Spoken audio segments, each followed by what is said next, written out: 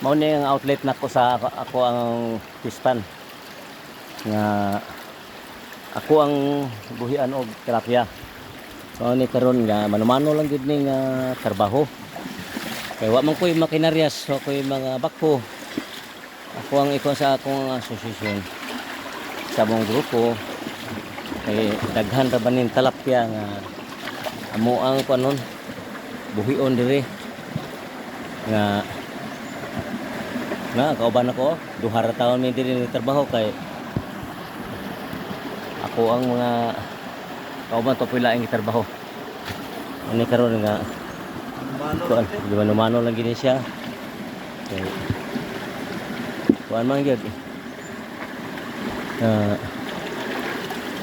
parang masugdan lang gyud padulong mi diri kuan ni mga 300 square meter ni ako ang tumo office pan ay ngunit to